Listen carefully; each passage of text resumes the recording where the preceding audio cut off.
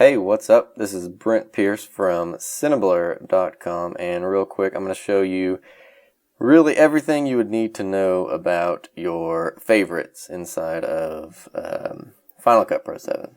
So let's get started here. Now, when I say favorites, I'm talking about your effects, your transitions, and your filters, and your audio filters, and all that stuff. So you got your default. If you click on it, and you can press Command T to add your default transition, which in my case it is a dissolve, and probably your case it's a dissolve too. Just delete that, and you can change that if you go into your effects and right click any of the transitions and go to set default transitions. So that's a fade in, fade out, and then when I add it, it will be a fade in, fade out. So I'm not going to do that actually. I'm going to put it back on cross dissolve, and we are going to add a bunch to our favorites. So you can go to your favorites, go to Window, Favorites, or you can press Command 6. And I'm going to drag this up there, inside there. And we're going to categorize it. Add a new bin, Command B for a bin, and add Video Transitions. Add another one. Call it Video Filters. Add another one, Command B. Do Audio Transitions. Add another one, call Audio Filters, and add one more, which is called Motion Paths. And I'll get to that later if you're not sure exactly what that is.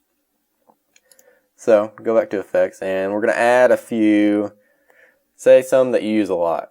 Fade in, fade out. I actually use that a ton, so we'll drag it onto here, and instead of the 1 second default, I would rather it be half a second, which is 15 frames. So we'll do 15 up there, so it's half a second. And like that. So you can simply drag it if you grab this little handle, or if you grab it down there, but I'm going to grab the handle. Drag it into your Video Transitions bin inside your Favorites window, and you got it there. Now let's add a couple more. Flash frame, I use that a ton, so I'll add that one, and let's get a good old George Lucas wipe in there. Edge wipe. Let's add both of these. So just drag them up here into our favorites, and make sure they're in our transitions folder. So you have all three of these, and let's get some filters in here. Video filters. Aged film's a good one. Magic Bullet looks, obviously, and then just add a good old three-way in there. So let's add all three of those. And those are just the default parameters. Looks and three-way, they're not going to do anything when you put them on there right off the bat. But you can, if you want, you can open it up and adjust it whichever way you want. Just give it some contrast, and then whenever you put it on a video, it'll automatically have those settings in there. So I don't want to do that for that one because that looks like crap. But you get the idea. Now let's do some audio filters. And the audio filters I usually use are EQ, compressor, and gain. And we'll put a high pass in there just for the heck of it. Put those in filters.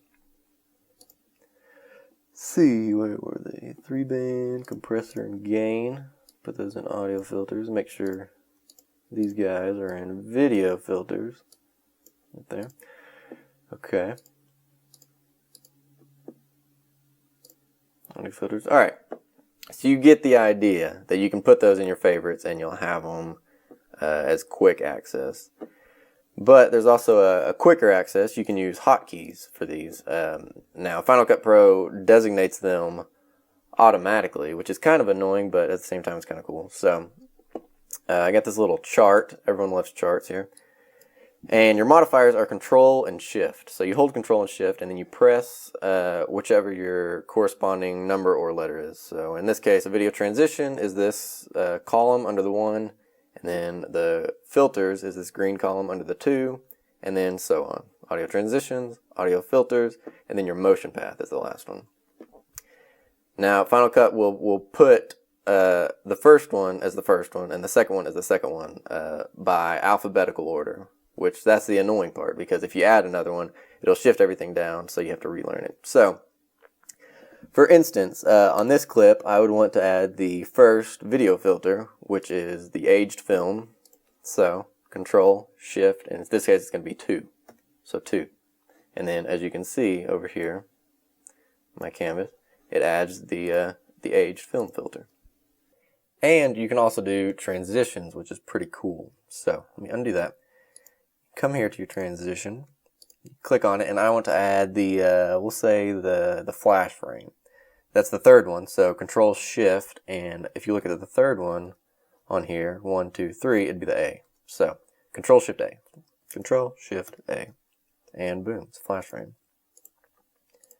So, that's pretty nifty. And you can also do audio filters, but I don't have an audio track, but I assume you're smart enough to know how to do it after watching those two.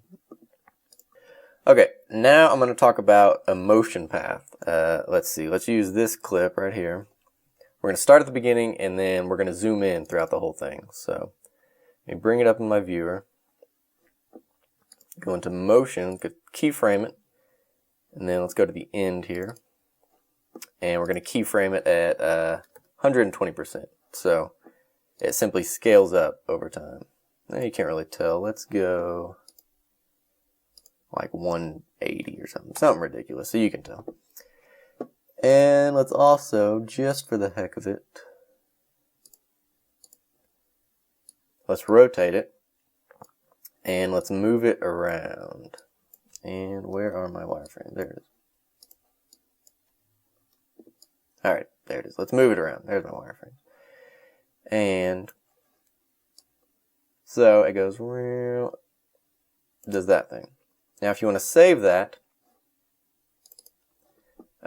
with this window selected, your viewer selected, you can go to Effects, Make Favorite Motion, or you can do Control F.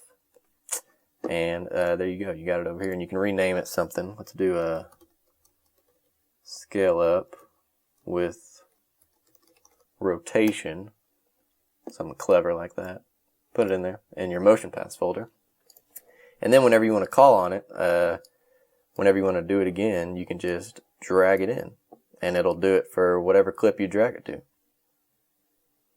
So that's pretty cool. Now, if you're in the same sequence, yeah, you could just copy it with Command C, and then you could paste it, or paste attributes, edit, paste attributes, and then it'll ask you what you want to add. Just click Basic Motion, and that'll do the same thing. But it's cool because if you want to come back to it later, like a week later or something, or if it's a completely different project, you'll still have it there, which is pretty cool. Like a scale up for text, I use text a lot, so let's just add something here. Sample text, that works.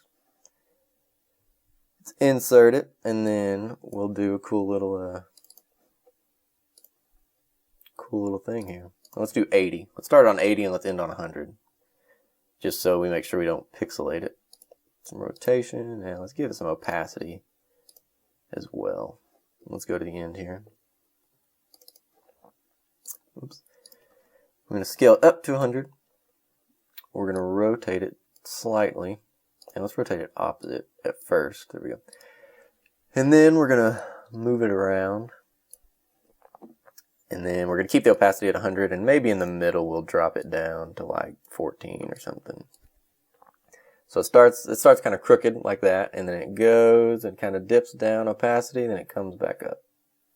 So I don't know, that's kind of random, but maybe if you do that every week and you're tired of having to keyframe it every week, it's simple. So let's go into our viewer and let's save it. Let's do Control F, and it'll save it over here in your favorites window.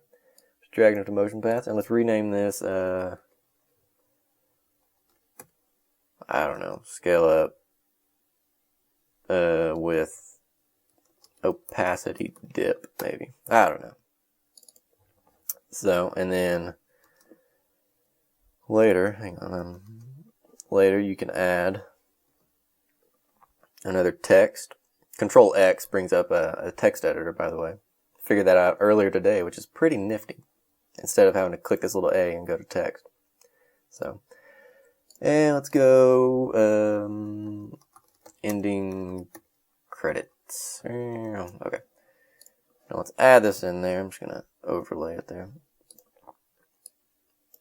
Now, you can have it longer or shorter, and then your motion will scale by how long it is. So it'll either go really fast or really slow. It'll start at the beginning and then end at the end, just how we saved it on the last one.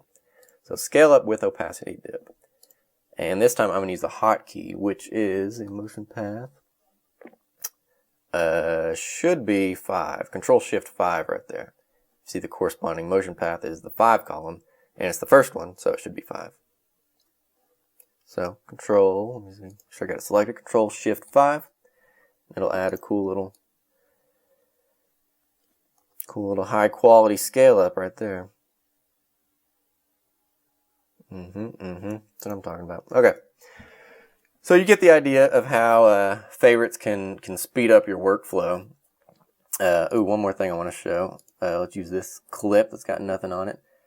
Let's add some video filters. Let's add a few, and then we're going to save that as one preset. And I'll show you how to do that real quick.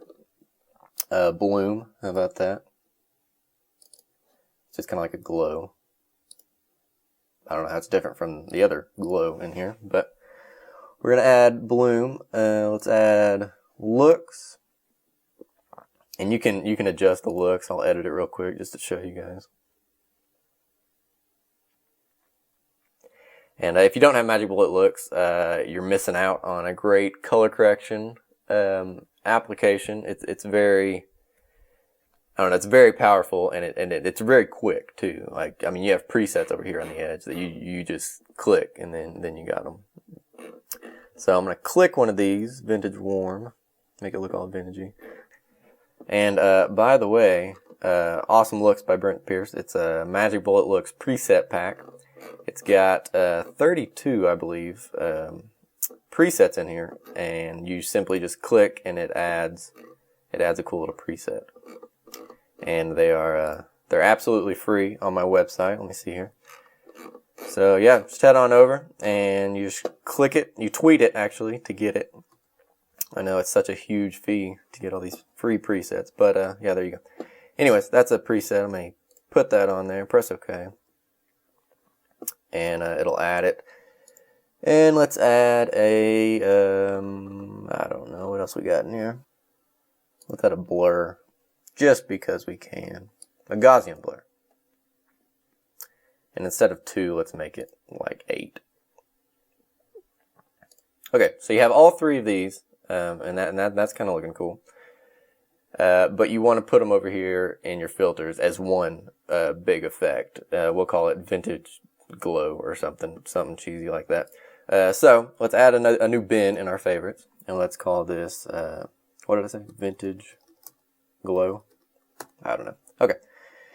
And then we'll drag. You can either drag right here. It says video filters, or you can highlight them all and drag them. It doesn't matter. So I'm going to drag them into that folder, Vintage Glow. And then whenever you want to add it, let me take this motion off here. Let me remove attributes, Command Option V.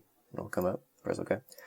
And then whenever you want to add the Vintage Glow preset, you can just drag the whole folder onto that. And then, as you can see, all 3 of them are on there with the same attributes and the same look preset in there and everything. So that's kind of cool, and that'll save a ton of time if you get like an old look or something that you want that you use often. Alrighty, so yeah, that's everything you really need to know about favorites here. And I didn't cover audio transitions because if you look in here, there are 2 of them. So there's no real need to put them in favorites. So anyways, yeah, I hope you guys learned something, and check out my site at cineblur.com. I got a couple free things on there and some tutorials, and yeah, so I'll catch you guys later.